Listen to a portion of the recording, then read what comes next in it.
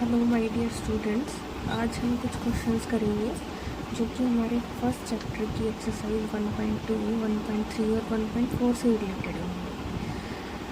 तो जो हमारा फर्स्ट क्वेश्चन है, if star is an operation defined for two integers a and b such that a star b is equal to a multiply a plus b multiply b minus a multiply b। तो आपको ये वाला जो expression है ये question में given है। Find the value of A star B when A is equal to -3 and B is equal to 2। तो आपके पास जो है ए की वैल्यू की भी दे रखी है और बी की वैल्यू भी दे रखी है। तो जो एक्सप्रेशन आपको गिवन है यानी कि ए स्टार बी की वैल्यू हमें फाइंड करनी है, तो ए स्टार बी का जो एक्सप्रेशन हमें दे रखा है उसमें आप अपनी ए की वैल्यू रखोगे और बी की वैल्यू रखोगे। तो हमने यहाँ पे ए स्टार बी आपका जो एक्सप्रेशन था A multiply A plus B multiply B minus A multiply B, तो यहाँ पे हमने ए की वैल्यू रखी -3 प्लस बी की वैल्यू रखी 2 माइनस का साइन दिया। ए की वैल्यू हमारे पास -3 और बी की वैल्यू है 2। सो हम इसको सोल्व करेंगे तो हमारे पास -3 मल्टीप्लाई -3 क्या बनाएगा, 9 बनाएगा, प्लस 2 मल्टीप्लाई 2 4 आएगा, माइनस का साइन आएगा, फिर -3 मल्टीप्लाई 2 यानी कि नेगेटिव इंटीजर आपको पॉजिटिव इंटीजर के साथ मल्टीप्लाई हो रहा है तो माइनस का 6 आएगा।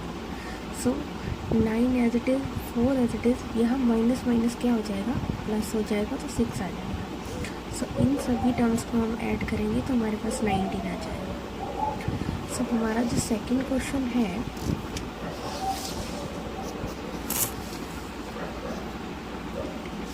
हमारा सेकेंड क्वेश्चन है, if date and is an operation defined for any two integers a and b such that a and b is equal to this.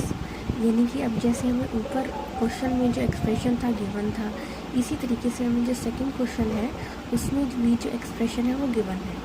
a and b is equal to a multiply a minus b multiply b। Check whether a and b equal to B and A. तो हमें यहाँ पे देखिए आपके पास जो है commutative property इस साइन के अकॉर्डिंग हमने जो एक्सरसाइज में करा था, commutative property under addition under multiplication, ठीक है, ये देखी थी। इसी तरीके से हमें एक साइन दे दिया यानी कि ये हमें क्या डिफाइन है, एक ऑपरेशन डिफाइन है। तो हमें चेक करना है कि इस ऑपरेशन के अकॉर्डिंग हमारी जो कॉम्यूटेटिव प्रॉपर्टी है यानी कि ये एक्सप्रेशन जो है वो सेटिस्फाई हो रहा है या नहीं। Using a pair of sample for A and B.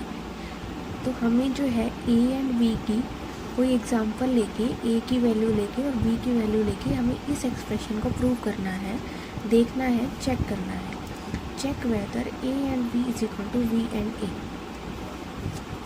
सो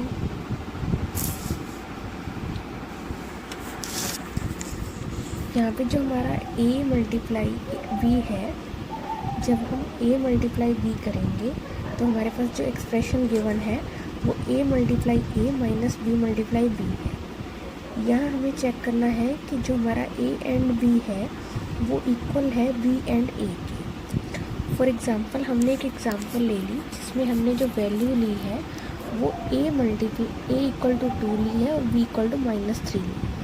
सो हम एक्सप्रेशन में जो हमारा एक्सप्रेशन है a एंड b, जहाँ पे हमें जो एक्सप्रेशन की वैल्यू है a multiply a minus b multiply b, इसमें हम अपनी जो 2 है वैल्यू a की और -3 है वैल्यू b की वो पुट करेंगे। इसको सोल्व करने के बाद हमारे पास 13 आएगा।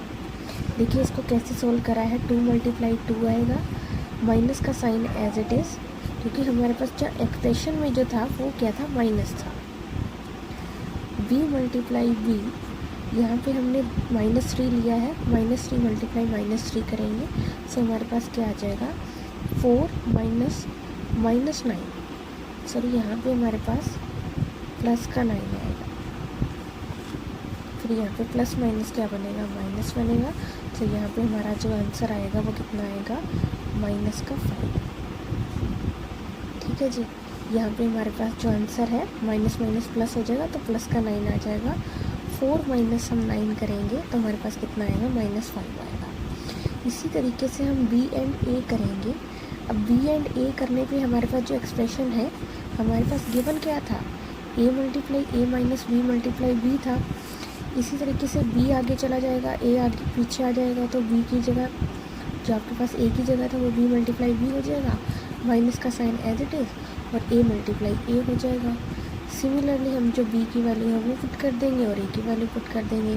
सो हमारे पास 9 आ जाएगा या 4 आ जाएगा। सोल्व करके हमारे पास क्या आ जाएगा, 5 आ जाएगा। सो हमें क्या पता चला, जो हमारी वैल्यू है A and B which is not equal to B and A. अब देखिए ये जो आपके पास कॉम्यूटेटिव प्रॉपर्टी है ना, कॉम्यूटेटिव प्रॉपर्टी अंडर सब्ट्रैक्शन देख रहे हैं, ठीक है, क्योंकि हम यहाँ पे सब्ट्रैक्शन का साइन लेके चले थे ना। तो कॉम्यूटेटिव प्रॉपर्टी अंडर सब्ट्रैक्शन आपको दिखाई दे रही होगी, जो कि यहाँ पे सेटिस्फाई नहीं हो रही। कॉम्यूटेटिव प्रॉपर्टी अंडर एडिशन होती तो भी सेटिस्फाई हो जाती, कॉम्यूटेटिव प्रॉपर्टी अंडर मल्टीप्लिकेशन होती तो भी सेटिस्फाई हो जाती। तो ये हमारा जो था सेकंड क्वेश्चन था। ये आपकी जो बुक है ICSE सिलेबस के अकॉर्डिंग, उसका जो आपके पास जो 1.3 और 1.4 के क्वेश्चन है वो भी इंक्लूड कर रखे हैं। तो जो आपकी 1.3 एक्सरसाइज है उसका S2 पार्ट है, और जो हमने ऊपर करा है वो आपके पास जो है S1 पार्ट है आपकी एक्सरसाइज का। अब देखिए हमारे पास जो क्वेश्चन नंबर 3 है, if a multiply b is equal to 20, find all the possible pairs of integral values that a and b take. जो हमारे पास a मल्टीप्लाई b है वो 20 है, यानी कि हम a की और b की कोई ऐसी इंटीग्रल वैल्यूज़ लेंगे ताकि हमारे पास मल्टीप्लाई करने पे वहाँ पे 20 आए। सो जो हमारा a मल्टीप्लाई b है वो कितना है, 20। तो ऐसे पॉसिबल पेयर्स हमारे पास कितने आएंगे, 6। फर्स्ट पेयर है, देखिए आपके पास जो है -2 मल्टीप्लाई आप -10 से करोगे तो आपके पास 20 बनेगा। सिमिलरली आप 2 मल्टीप्लाई 10 करोगे तो आपके पास 20 आएगा। देखिए यहाँ पे ये दोनों क्या है, नेगेटिव इंटीजर हैं, ये दोनों कौन से इंटीजर हैं, पॉजिटिव इंटीजर हैं। सिमिलरली हम जो है बाकी के एग्जांपल्स भी देखेंगे। इसमें हमारे पास जो पेयर बन रहे हैं वो कौन बन रहा है, -1 और -20। मल्टीप्लाई करने पे हमारे पास 20 आ रहा है, 1 और 20, 1 एंड 20 मल्टीप्लाई करने पे हमारे पास 20 आ रहा है, -5 -4 20 आ रहा है, 5 और 4 20 आ रहा है। तो ये हमारे पास क्या है, सभी पॉसिबल पेयर्स हैं, किस लिए कि हमारे पास जो मल्टीप्लिकेशन करें हम दोनों इंटीजर्स का उस पॉसिबल पेयर्स में, जिससे हमें क्या मिले, 20 मिले। सो हमारा जो नेक्स्ट क्वेश्चन है, write a statement using -3 -2 and -7 to obtain -1 as the answer. तो हमें जो आंसर हमें जो बनाना है इन तीनों को यूज़ करते हुए बनाना है। तो हमारे पास -3 है, -2 है और -7 है। जो हमारा आंसर आना चाहिए, यानी कि जो हमारे राइट साइड में जो वैल्यू आएगी वो हमारे पास -1 आनी चाहिए। सो इसके लिए हमने जो मैथमेटिकल स्टेटमेंट हमारी जो लिखी है, the mathematical statement is -3 multiply -2। देखिए इसमें आप कुछ ऑपरेशंस यूज़ करोगे। ऑपरेशंस का मतलब है हमारे पास यहाँ पे कि आपकी जो वैल्यू आप होता है, जो 2 ऑपरेंड्स होते हैं उनमें आप कौन सा ऑपरेशन यूज़ कर रहे हो। जैसे 3 और 2 मेरे क्या है, ऑपरेंड्स हैं, इसमें मैं मल्टीप्लिकेशन का ऑपरेशन यूज़ कर रही हूँ, तो मेरे पास आंसर जो क्या आ रहा है, 6 आ रहा है। तो जो मल्टीप्लिकेशन है वहाँ मेरा क्या है, ऑपरेशन है। यहाँ मैं इन दोनों इंटीजर्स में मल्टीप्लिकेशन का ऑपरेशन यूज़ कर रही हूँ। फिर उसके बाद इसको मल्टीप्लिकेशन करने के बाद प्लस का साइन लगा के जो आपके पास थर्ड इंटीजर है उसके साथ एडिशन का ऑपरेशन यूज़ कर रही हूँ। देखिए आप इन दोनों को मल्टीप्लाई करोगे तो आपके पास 6 आएगा, प्लस यूज़ करोगे तो आपके पास यहाँ पे तो -7 रहेगा ही। इन दोनों को सोल्व करने पे आपको जो आंसर मिल रहा है वो -1 मिल रहा है। यही हमें चाहिए था, यानी कि हमने एक ऐसी स्टेटमेंट बनानी है जिस वजह से हमें जो आंसर है वो -1 मिले। ये आपका जो क्वेश्चन नंबर 4 था वो ये कह रहा था कि आपको इन तीनों इंटीजर्स को यूज़ करते हुए एक ऐसी स्टेटमेंट बनानी है जिसकी वजह से जो हमारा राइट साइड में जो आंसर आता है वो -1 आए। सो अब जो हमारा जो अगला क्वेश्चन है, simplify the following expression using the distributive property. तो ये प्रॉपर्टी हमें क्या बताती है? First of all distributive property हमारे पास जो क्या है, डिस्ट्रीब्यूशन करना किसी चीज़ का, 2 इंटीजर है या 1 इंटीजर है उसको डिस्ट्रीब्यूट करके लिखना। सो यहाँ पे हमारे पास जो -3 है मल्टीप्लाई 7 के साथ करेंगे। देखिए इसको सिंपल मल्टीप्लिकेशन तो हम कर सकते थे, हमें पता है कि यहाँ इसका आंसर कितना आएगा, -21 आएगा। सो ये तो हमें पता है, बट लेकिन अभी यहाँ पे हमें जो उन्होंने बोला है, क्या बोला है क्वेश्चन में कि डिस्ट्रीब्यूशन प्रॉपर्टी, डिस्ट्रीब्यूटिव प्रॉपर्टी आप अप्लाई करो इस क्वेश्चन में। तो यहाँ पे अब हम जो अपनी डिस्ट्रीब्यूटिव प्रॉपर्टी है वो अप्लाई करेंगे।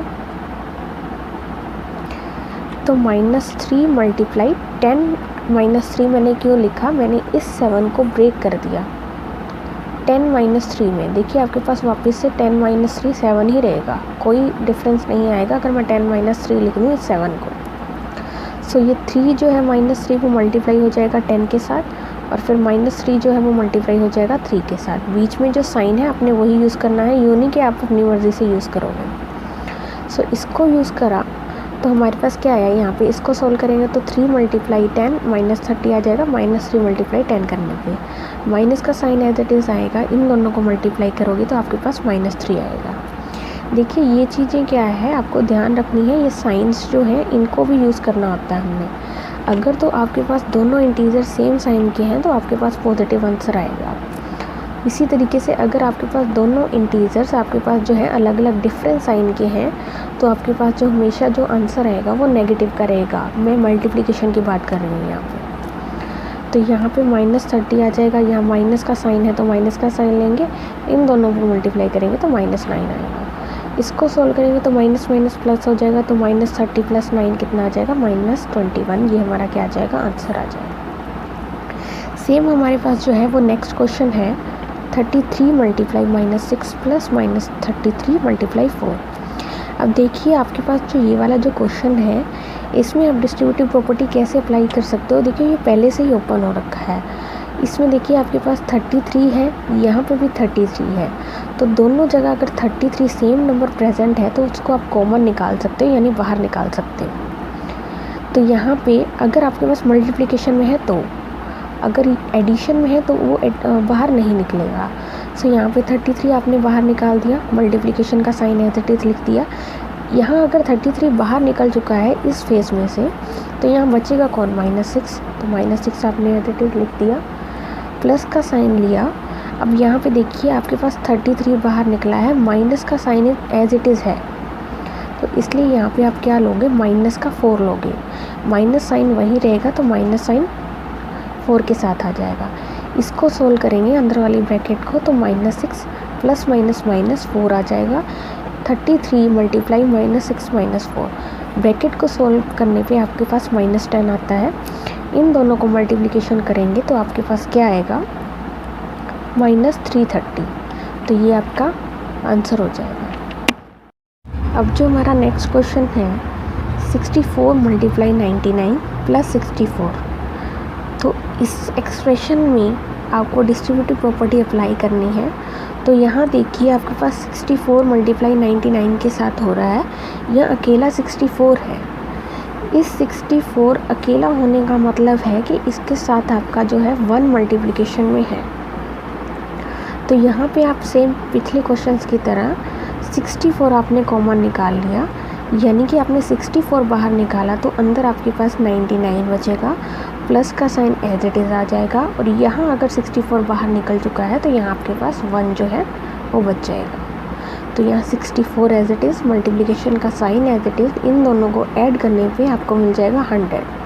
तो 64 मल्टीप्लाई आप 100 करोगे तो आपके पास कितना आ जाएगा, 6400 आ जाएगा। देखिए आप डिस्ट्रीब्यूटिव प्रॉपर्टी इसलिए अप्लाई करते हो ताकि आप जो है मल्टीप्लिकेशन आपके पास कम से कम हो। यूँ नहीं, आप जो है आपके पास अगर मान लीजिए 9999 है, इसको आपको मल्टीप्लाई करना है 54 के साथ तो आपके पास बहुत लेंथी बन जाएगा। इसलिए आपके पास जो डिस्ट्रीब्यूटिव प्रॉपर्टी है वो आपको हेल्प करती है ताकि आप इसको जो है डिस्ट्रीब्यूट कर सको मल्टीप्लिकेशन। तो ये आपका जो क्या था, डिस्ट्रीब्यूटिव प्रॉपर्टीज़ के कुछ क्वेश्चंस थे। अब हमारा जो नेक्स्ट क्वेश्चन है वो एनसीईआरटी का क्वेश्चन है। वैसे ये एग्जाम्पल है, इसके जो एग्जाम्पल जो है इसके नीचे एक और पार्ट दे रखा है। बट वो जो क्वेश्चन का पार्ट नहीं है वो सिर्फ आपको जो है समझने के लिए दे रखा है वैसे ही। तो जो क्वेश्चन है, Sushant reads 1/3 part of a book in 1 hour, how much part of the book will he read in 2 इतने आवर्स। यानी कि आपके पास ये जो क्वेश्चन है ये आपका जो है सेकंड चैप्टर का क्वेश्चन है। ये आपकी प्रॉब्लम थी इसलिए मैं आपको इसी पार्ट के साथ डिस्कस कर रही हूँ। तो Sushant read 1/3 part of a book in 1 hour, यानी कि 1 घंटे में जो सुशांत है उसने 1/3 पार्ट जो है बुक का वो रीड कर चुका है वो। तो how many parts of the book will he read in 2 1/5 hours, यानी कि इतने टाइम में उसने जो है कितनी बुक रीड की होगी। तो ऑब्वियस सी बात है कि अगर 1 घंटे में उसने 1/3 पार्ट रीड करा है तो ये मिक्स फ्रैक्शन से आपसे सिंपल फ्रैक्शन में चेंज कर लोगे। आप इसको चेंज करोगे तो आपके पास 11/5 आ जाएगा।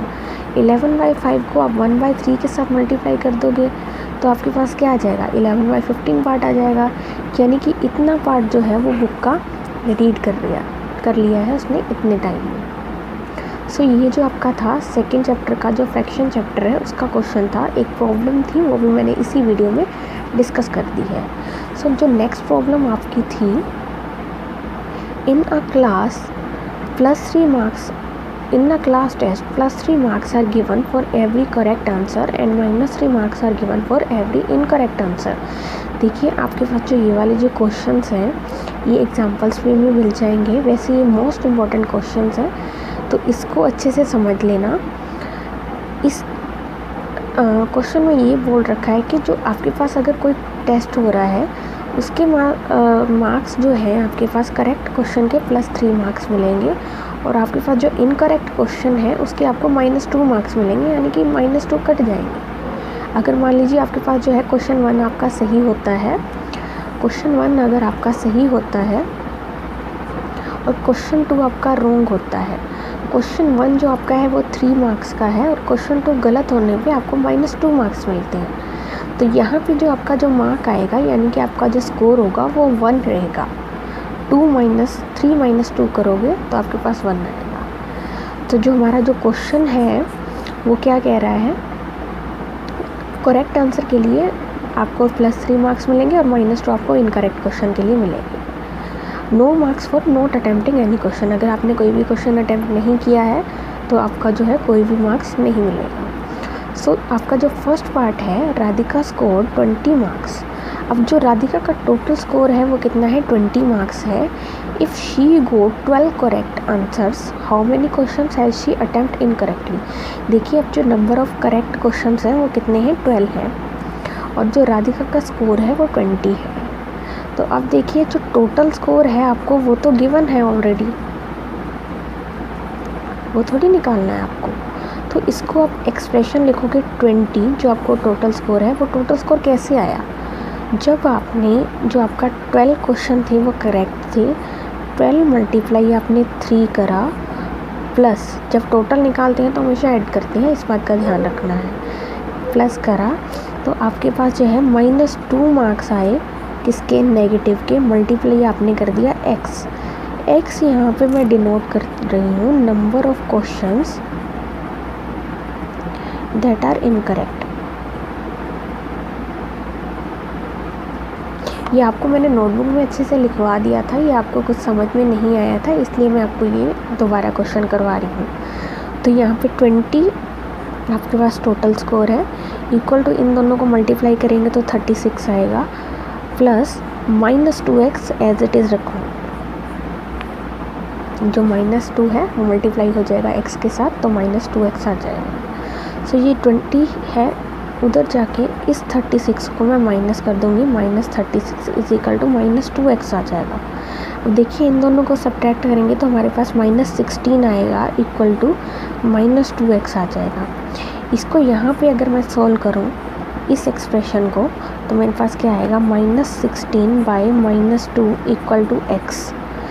माइनस से माइनस कैंसिल हो जाएगा, 16 से डिवाइड होएगा 2 तो हमारे पास x की वैल्यू जो है वो 8 आ जाएगी। यानी कि आपके जो नंबर ऑफ़ क्वेश्चन है जो गलत हुए थे यानी कि इनकरेक्ट थे, वो आपके पास नंबर ऑफ़ क्वेश्चन कितने थे, 8 थे। ये आपके पास जो क्वेश्चन था आपके एनसीईआरटी बुक का फर्स्ट पार्ट था। अब देखिए आपके पास जो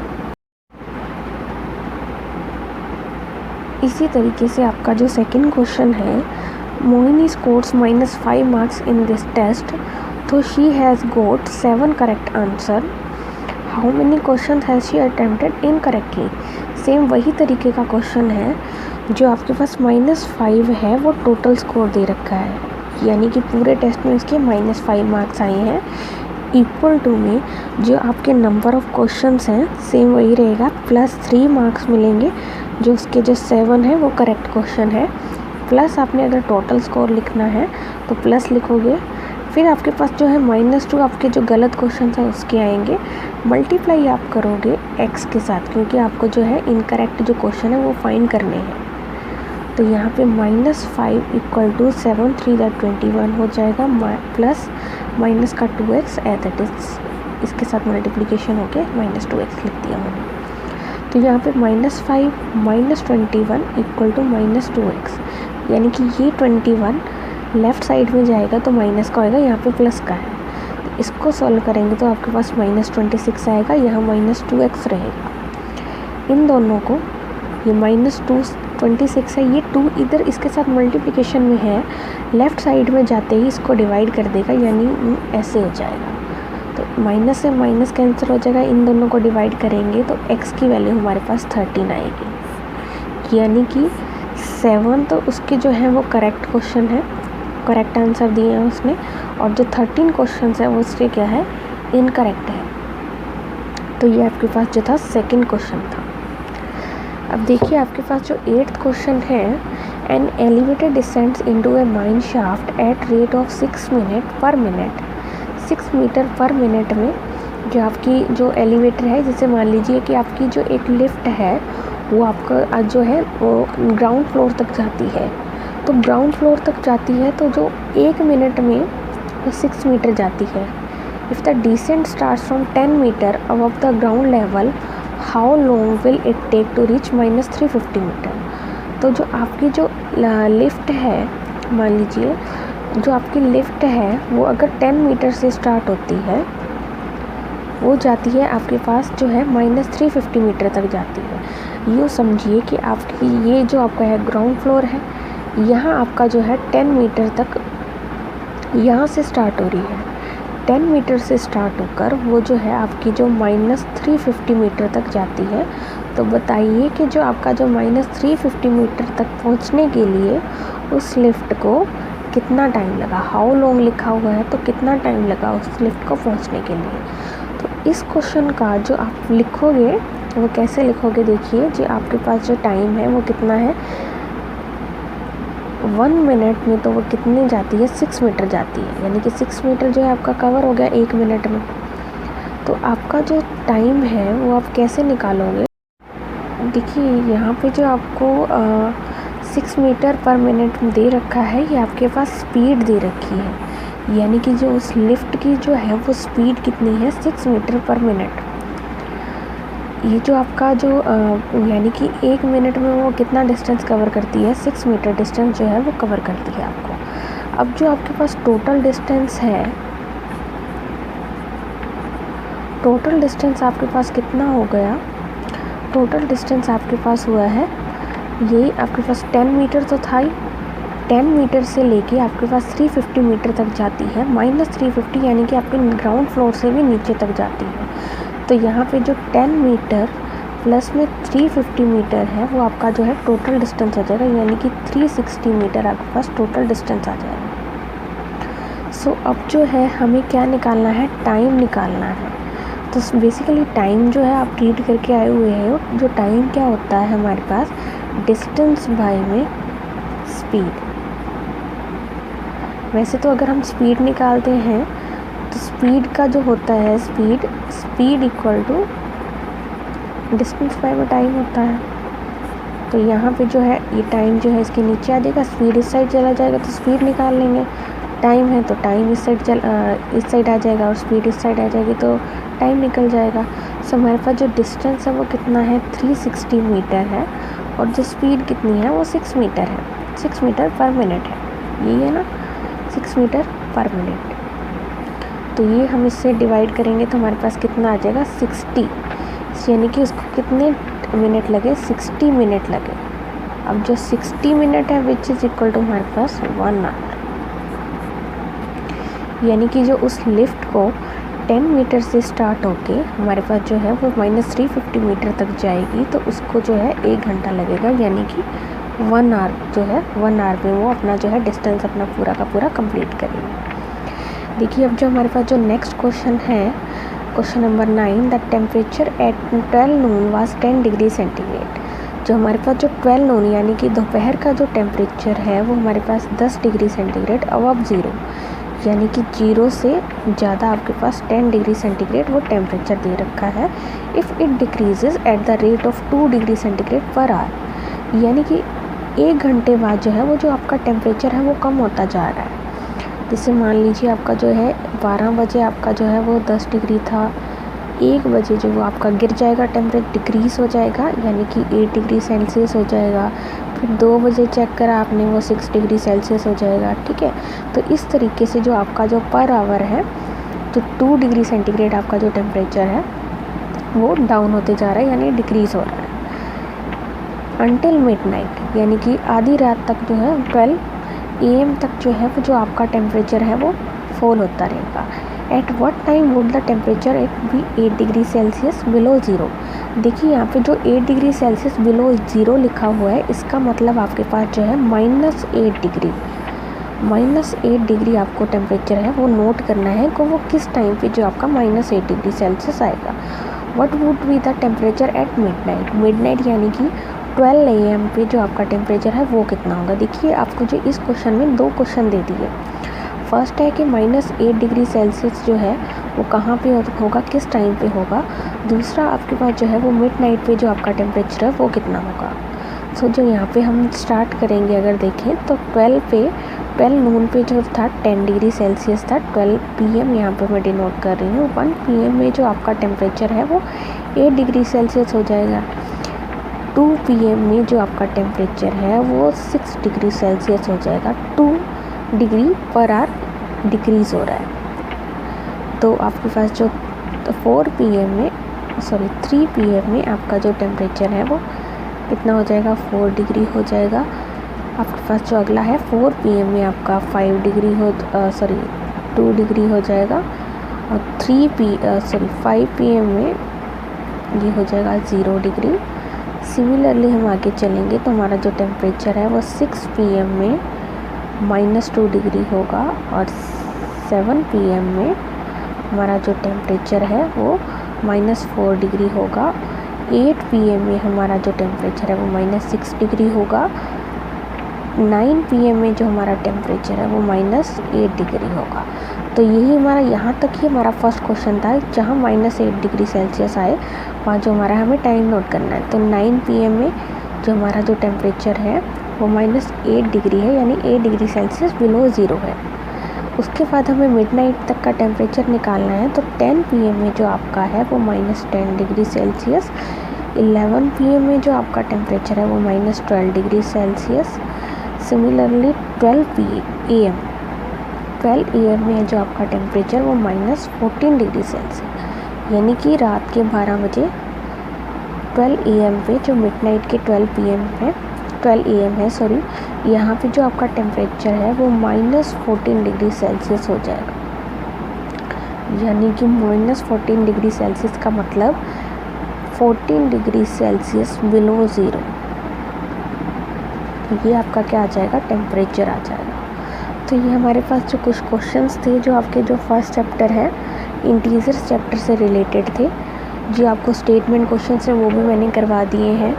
तो यहाँ पे जो आपका जो फर्स्ट चैप्टर है वो कंप्लीट हो चुका है। जो अब हम अगला चैप्टर अपना जो करेंगे वो फ्रैक्शंस का करेंगे। फ्रैक्शन जो हम जो है 6th क्लास में भी करके आ चुके हैं। ये हमारा जो है सबसे इजी चैप्टर है फ्रैक्शन, क्योंकि इसकी जो है हमारी रिवीजन ही हो रही है। तो यहाँ तक जो है हम रखते हैं, हमारा जो है क्वेश्चंस हैं, जो स्टेटमेंट क्वेश्चंस हैं वो हमारे कंप्लीट हो चुके हैं। Thank you.